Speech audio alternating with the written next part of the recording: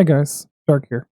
Alright, so in the last few days, we've had tons of updates on leagues related things. Uh, Plenty to see. So, what we're going to do here is go over all the information from the Discord that we were given. And then, while I'm talking this over, since it's going to be pretty bland to watch, here's some footage of me training Hunter working on 99.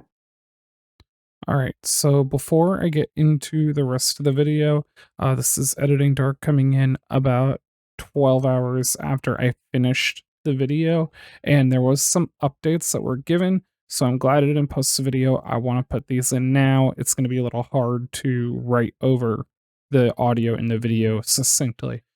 So first off, the desert will not be required anymore to kill the Whisperer, the Duke, or Vardorvis.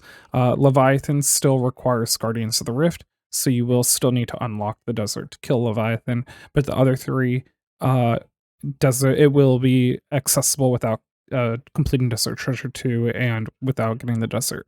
The rings being makeable is still up to be determined. Don't know on that. Taste of Hope will be auto-completed instead of just finishing at Darkness of Hollowvale. The Blood Talisman will be buyable in the Canifis General Store, so you don't need to have the Desert or the Wilderness or get 99 first in order to use the True Blood Altar.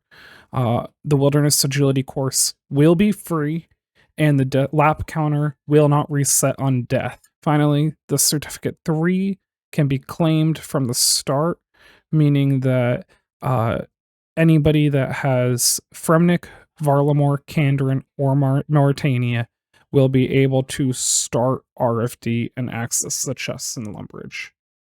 So first off, here is the Discord, League's Discord in the FAQ. It keeps a little bit of up-to-date on information. As I mentioned in a short, Leagues was announced to start on the 27th of November, the day before American Thanksgiving, and it will now be 8 weeks long. It was extended by 2 weeks, so the final day will be January 22nd. Now, some things that were not fully touched on but have been confirmed is that there will only be 9 Echo Bosses, 1 for each unlockable region. We don't have any more information other than that on Echo Bosses. And then we also know that Scythes can be charged with just blood runes, since, as mentioned before, you can get any mega rare from any raid, which is really, really nice update. It makes it so that you don't have to feel shoehorned into a style depending on the region that you choose. And it's just straight blood runes, no need for vials. And then jumping down here, this was information we had announced on the 8th, which was the day before I posted my short, but I didn't see this information at the time. First off, they've looked over quests and auto-completed a lot of quests and removed quest tasks for like random nonsense. So like, for instance, Soul's Bane is going to be auto-completed. And then they've just, like I said, auto-completed or removed tasks for them if they didn't really have anything worth doing or unlocking. They just kind of cleaning up the task list in regards to quests. It was also mentioned by Hootie that Hunter Crossbow can be acquired without Kandarin. We don't really know how yet, but assuming that this is going to be like in a general store or in a maybe the archery shop in Varrock, similar to how the Dorgishkin crossbows put out in other places for easier access. Now moving down to today, some things that were touched on. Dragon will be a little bit harder to get this league, but not by much. My assumption on this, it is still static. My assumption for this being that there will be less easy tasks. Like I said, they removed quest stuff, so we'll have to get you'll have to do harder things to get there. And since it's 8 weeks, they've kind of made the thresholds a little bit higher. We also know that there will only be one tier of combat relics, and the rest will be combat masteries. As well as having a mini tutorial in game that explains how combat masteries will work, and combat masteries are a permanent choice. Now, one thing that wasn't said in here, and I believe it was stated by Arcane, if I search. Let's see. Oh, come on. Run. Oh, come on. Anyway, I believe it was from Arcane who said it. But the combat masteries will be similar to, not exactly, but similar to a skill tree. So one tier of combat relic in the normal relics. Again, I'm assuming we're going to get between 6 and 8. 5 at the absolute worst, but I think 6 and 8, because with the removing combat from it, it doesn't need to be as many. And then the rest of your combat prowess will come from masteries. We don't have any more information about it from there. But then the other thing that we got was a massive area interface work in progress info dump. And I'm talking huge. This is I think 29 pages in size 11 font on Google Docs. This was a massive text file that was dropped. Now, most of this we've seen before. If you remember from previous leagues, you'll have seen something like this one, where it's this is the wiki version, but there's one of these in game where it just does all the areas, talks about things in them, the drops, the auto completed quests. This text file is this, but updated for this league. So I decided to go through it, see what's changed, see what's added, and touch on it. So I'm not going to talk about every single line here. I'm not going to go through 29 pages with you guys. That's just useless. Totally pointless. You guys know what, for the most part, is in different areas, but I figured I'd touch on the changes.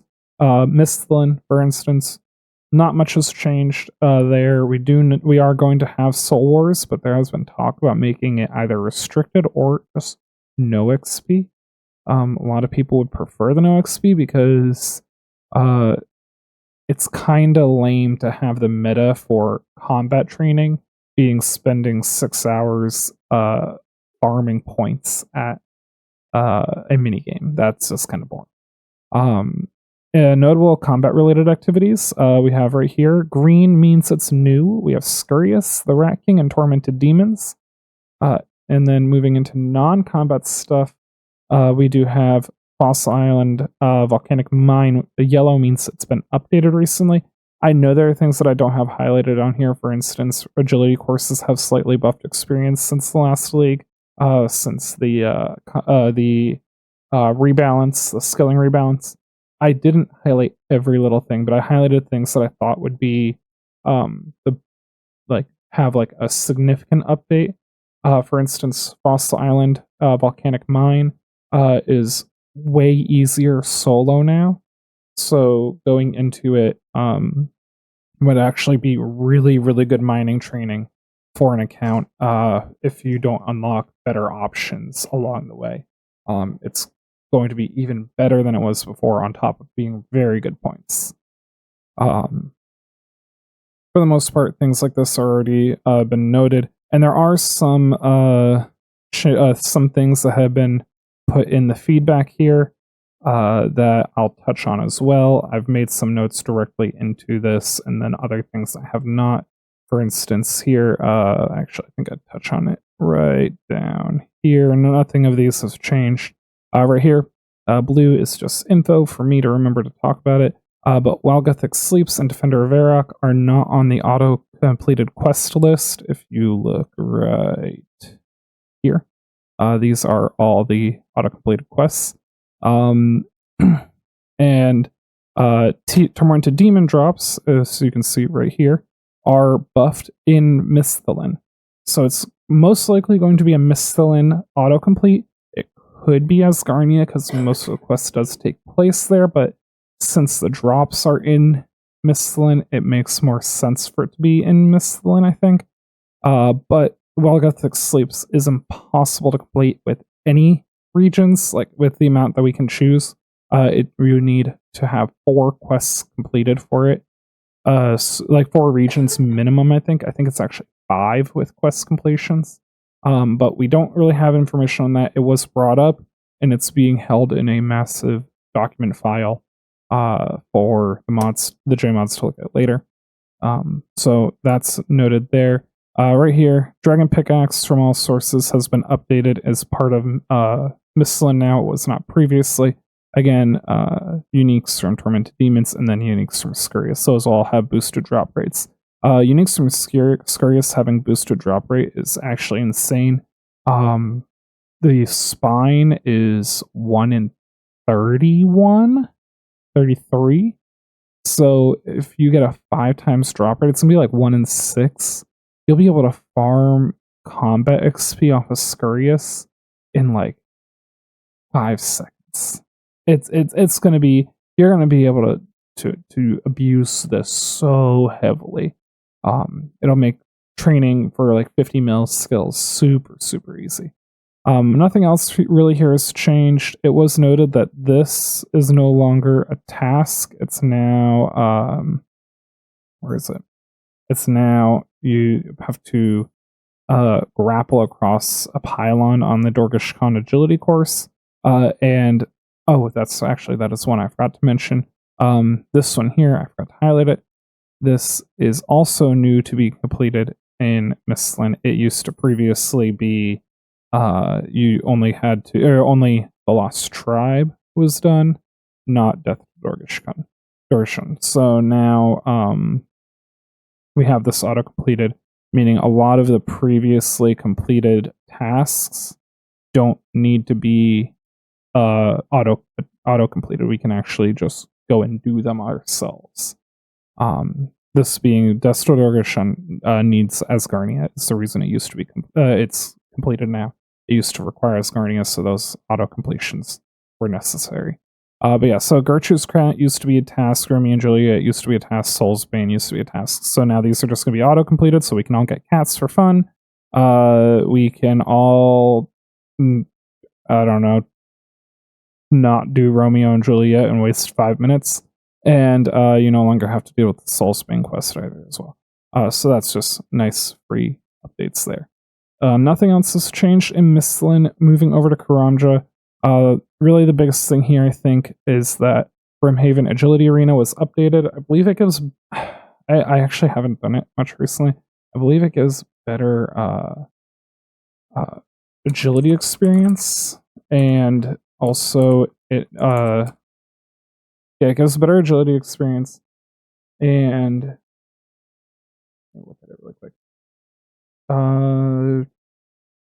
Here we go. It's all been sped up a little bit, and yeah, you can get the rewards as well as getting experience, so you no longer have to choose between one or the other.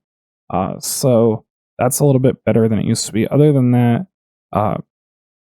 Karamja's barely been touched. They did make either a mistake or an intentional change. We're not really sure yet which one, but the Gout Tuber was not listed on the boosted drop rates that you can see right here.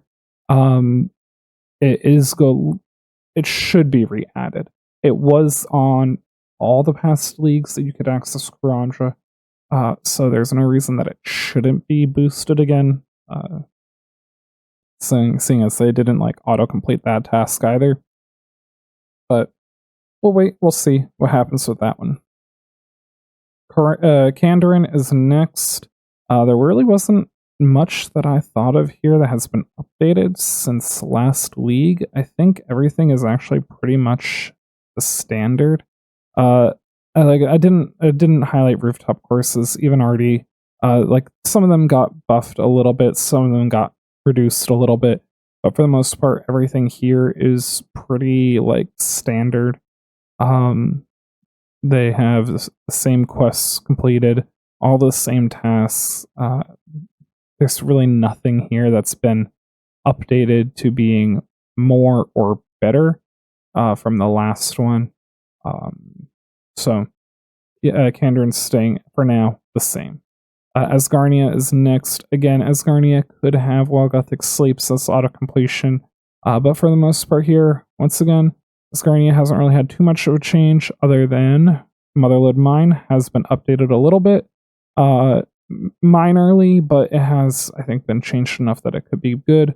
Mahogany Homes, they've made a few changes to as well, not too long ago, and then the Mining Guild with the Expert Mining Gloves is actually really good for mining training in general. So if you don't want to do Volcanic Mine and you do choose Asgarnia, that will be a really nice change.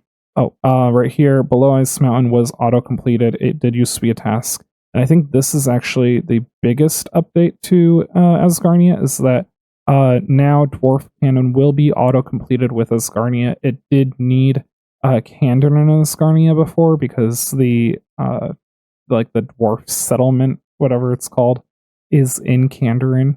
But now, just if you unlock Asgarnia, you get the dwarf cannon for free. Well, you get the quest for free.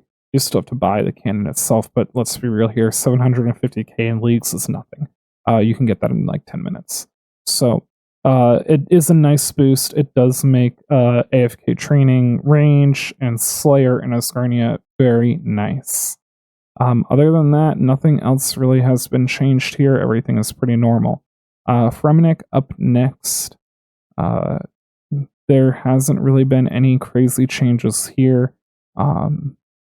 One thing to remember is that Fremenic is required if you want any of the best in slot combat rings, as well as the desert. So while you'll get Duke and you'll get the Magus Vestige.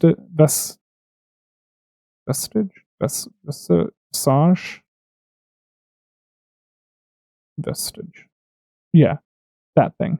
While you will get the Mage Ring, you do also need to, you can only get one more. Either the Altor, you can get two more, because you also, by picking the desert, you gain access to Leviathan. So you can get the Venator, the Magus, and then you can get either the Bellator or the Altor. So you get 3 of them, which is pretty good. There was a statement by Husky, I believe it was, saying that he thinks that Fremenic is going to shoot up in picks this go around. I wouldn't be surprised, but I think that is going to be very dependent on what the tasks for the area are. We'll see. Again, this is just kind of information that a lot of us have seen before. I'm just kind of going through here a little slowly, so if you do want to read it, make it easier to pause and read whatever you want. Coming up into Tyrannin here. Tyrannin has had mostly no changes. The only changes I highlighted here is that things like the enhanced crystal chest, crystal implings, Volcano, as well as just in general training in Prif, has better crystal shards rates. Volcano actually is a great pick. Again, the removal of the cap of like the damage cap, and the fact that, you know, it's going to have some rare drops, people pet hunt, and that you can also choose to get better XP at Volcano. It's a great place to train there. It's probably going to be very popular for those who do pick Tyrannin. So keep it in mind. Overall, nothing too crazy. I believe this may have been changed or something. Mist Battle Staffs being boosted is actually, I think, it was forgotten last week. I think we got to highlight it. Mauritania up next. Mauritania, again, for the most part, everything is the same here. Though, right here, True Blood Altar, I added this part right here. So they just said the True Blood Altar, in the previous league, it required either the wilderness or the desert to access, to train, because you can't get a blood talisman or a catalytic talisman anywhere else. That is not technically true, though. at 99, you can buy the cape, which is available from Aubrey and Vera. So everybody has access to the cape, which acts as a talisman for every altar. But I feel like that's kind of like, oh, well, you can get to the True Blood altar when you have 99. But, like, really, like, people don't want to train to 99 without it. Like, they probably want to train with it when they can access the altar. So, you know, this is a little bit of like an asterisk on it. Like, you can access the True Blood altar once you hit 99, unless you pick the Wilderness or the Desert, or as Garnia for the Mage Cape, Max Cape. But like, you already can get 99 Cape for free in Misthalin. Temple trekking also got updated a little bit. They removed some things that were unideal and buffed a couple things, so that is going to be a nice little option as well for people. They are keeping in, as far as we're aware here, they are keeping in the harder modes for all of the raids, as well as Fasani's Nightmare that you can see right here. So that is nice to know that you'll have this here for Theater of Blood and Fasani's. Damage and defense increased by 25, 50% increased hit points on all the monsters, and unique chances will be further multiplied by 2.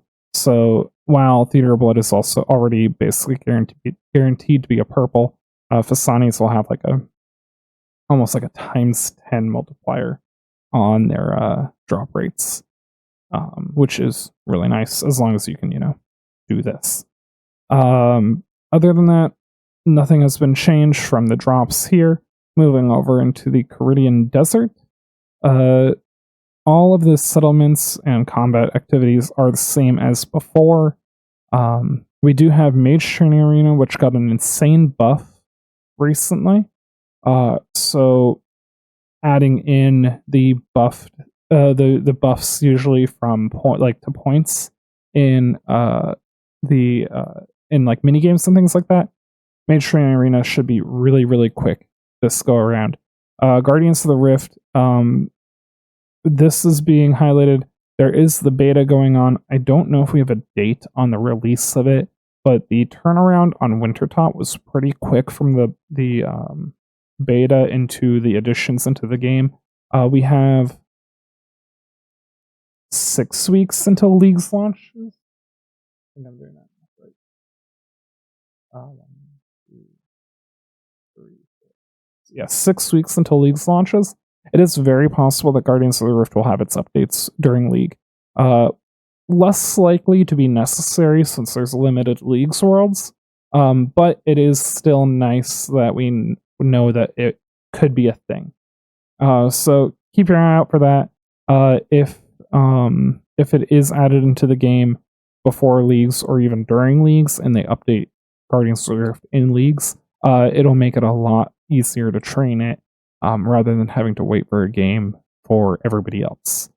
Going in here, again, Tombs of Masket will have 2 new invocations, meaning a max raid level of 1,000. So that is, again, meaning the Tombs of the Masket hardest invocation is still possible. Just a reminder as well, it is going to be beneficial now to do these high invocations with friends, because you can get more than 1 purple in all raids. So if you go with 3 or 4 friends, it's possible that 3, maybe even 4 of you at TOB, TOA, Chambers, all can get a purple. So it is worth it to do these harder raids.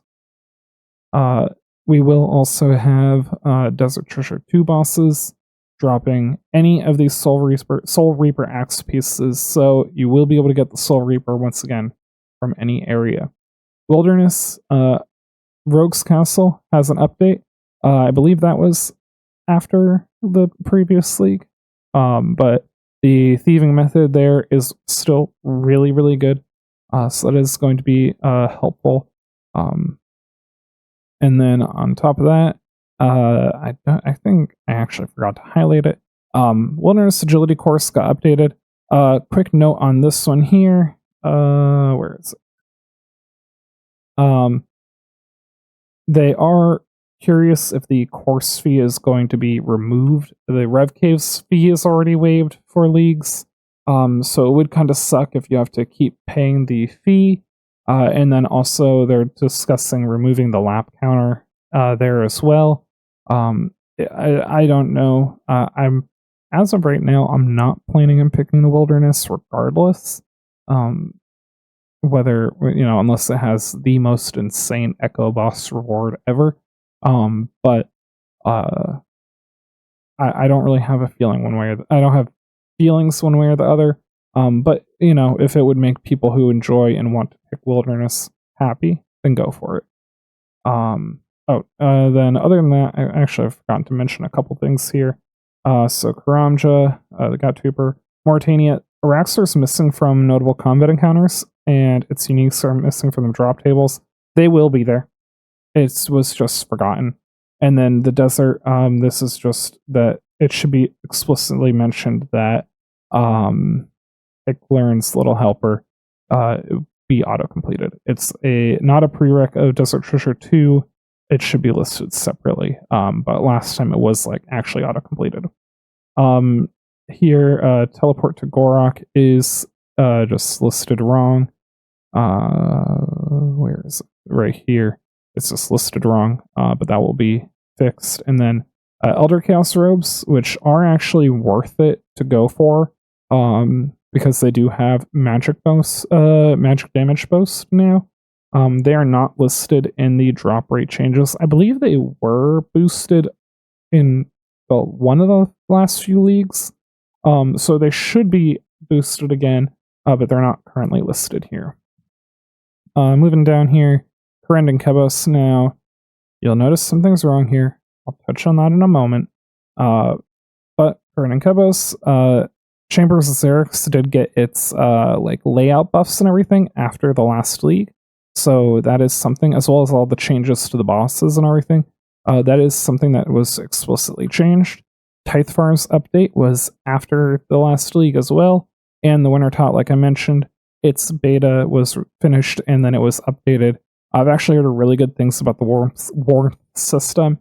And if they do KC or point, people have been talking about changing mini games to point tasks. So it's like lifetime reputation at Giant's Foundry or lifetime points at Winter Tot or Temperos, rather than KC, so you don't just do the bare minimum and possibly affect others in the group ones, or just handing in crappy swords at Giant's Foundry. Regardless of what it is, I think everybody will enjoy doing Winter Tot Temperos more, because the minigame is better. And then down here, this time they are going to be straight up completing a Kingdom Divided for you when you go into when you get into Korend. Last league it just completed was X marks the spot, I think it was, or was it client Korend. It completed the most obnoxiously simple quest. So you're actually getting thralls as soon as you enter into Korend and Kebos and unlock it, which is really, really nice.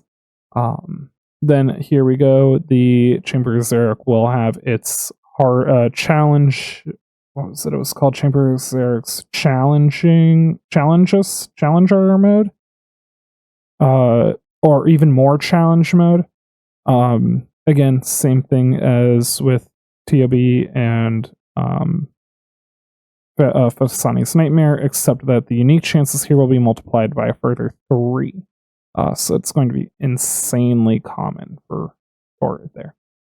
Dragon Warhammer did get its drop rate buffed over the past year, so that will be even better, even easier to get it now. Assuming we get that 5 times drop rate, it'll now be 1 in 600 to get it. And then here we have Varlamore. So just all of Varlamore is new, so I'm going to go through it and read it pretty not thoroughly, but pretty well. So instances of Varlamore, let's see. So it covers all of Valimor and Island of Alderaan, as well as anything underground or any instances within Valimor. All transportation on the island will be restricted to areas that you can access as well. Notable settlements is Civitas Illifortis, Avium Savannah, Camtorum, Rallis Rise, Stockfrost, Alderaan, Twilight Temple, and the Stranglewood.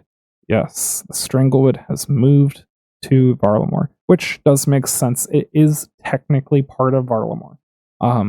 So it does make sense to be there.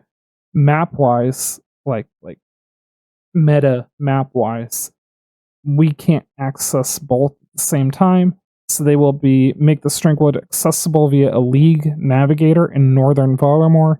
This is most likely going to be somebody either near where is it, like near the like Rallis's Rise or up north of like the Dark Frost. There's like that little like patch that's south of Auburn Vale. If you're not familiar with the map, let me pull it up real quick.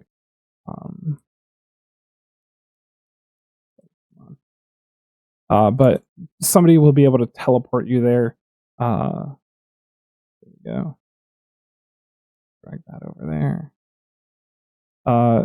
Somewhere either up here in the Rallis's Rise or Dark Frost, or possibly up here because Strangled is like right up here. It could even just be like a boat or something over by this area. Something that will bring us up there. So combat activities is Moon's Peril, Fortis Coliseum, Amoxiliado, Huaycodal, and Vardorvis.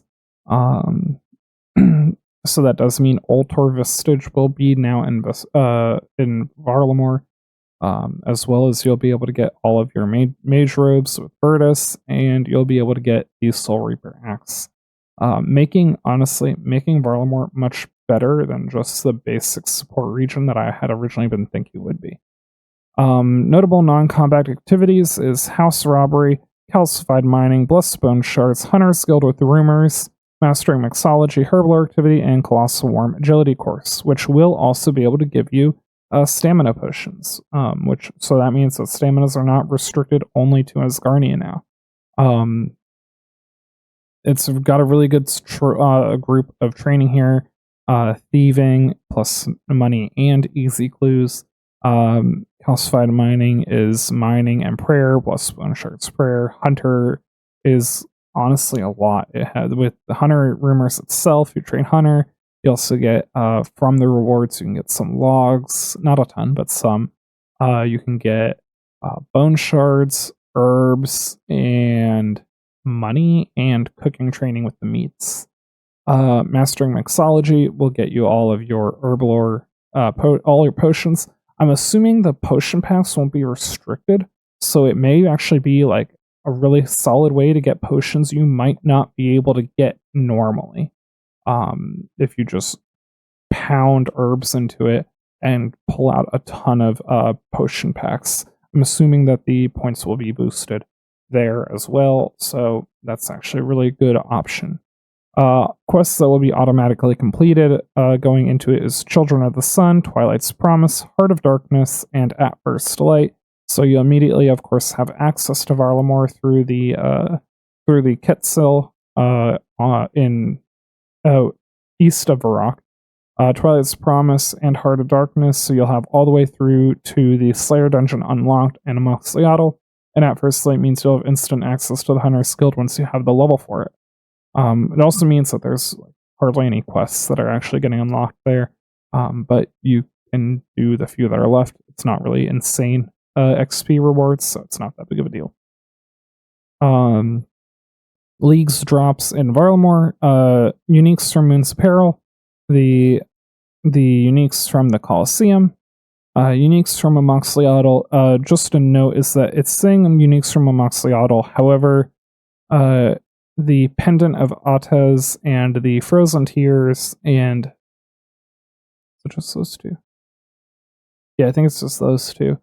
Those can also be acquired by killing the Frost Nagua, and that's not specifically... Oh, well, the Pendant's listed right here, but the Frozen Tears... I don't believe you can get the Glacial Tomatli from the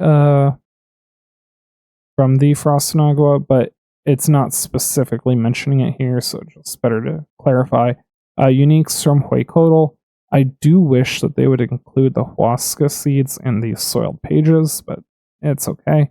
At least you get the unique, you get the unique drop plus a general drop, like normally roll, which is nice. Hunter's Guild Loot Sack Rares is boosted.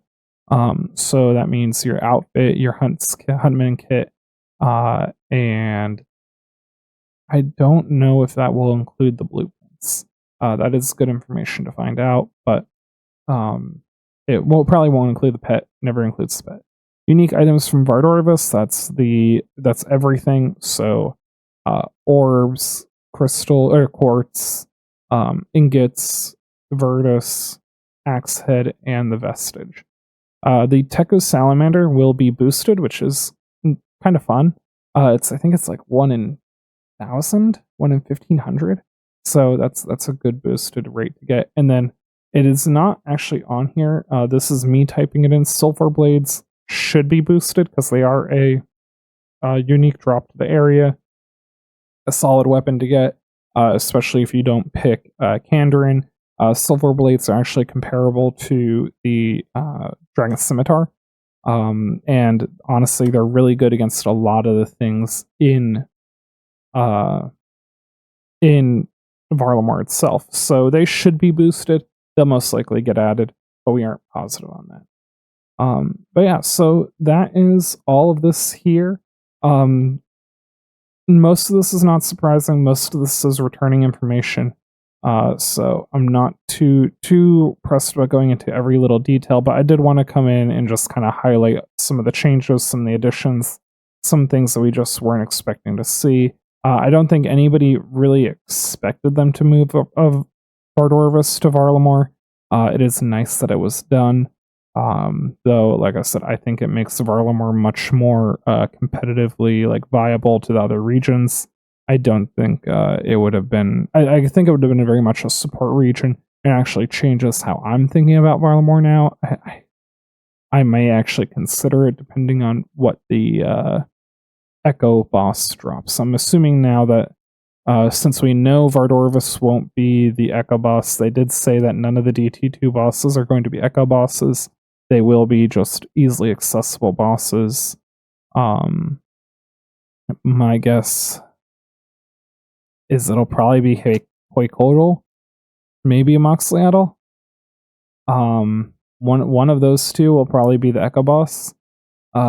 Just because it makes the most sense. They don't have insane. They're not like the moons where it's 3 of them. It's not like the Colosseum where it's like end game. Like I feel like they're gonna make it something semi-accessible while also being room for it to grow. Like perhaps you'll end up dealing with the tail more often, or you'll need to and maybe it'll attack you more consistently with Huaycodal, or maybe you're going to deal with a secondary attack from a Moxliaddle. Maybe it can freeze you or something. There's options. There's things that it could be. So Varlamar now is much more in my mind as an option to be picked. I just know that a lot of people are going to be picking it, and I'd like to have fun. I want to have fun with it myself. I want to make good content. I want to bring you guys something that you'll enjoy seeing, but I also want to have fun. So my mind is very open right now. I'm not really swayed any one way or the other. So we'll see what happens when we get there. But for now, that's all I have to talk about. So I hope you enjoyed my hunter training and my league's recap here. I'm going to try and work on putting together a script for more in-depth region reviews, as well as training methods, rankings of the regions. I'm going to try to put together a script and have out a video this weekend. I think I can get one out maybe on Saturday. We'll aim for Saturday, but don't be surprised if it doesn't happen this week. But with that, I hope you have a good one, and I'll see you in the next one.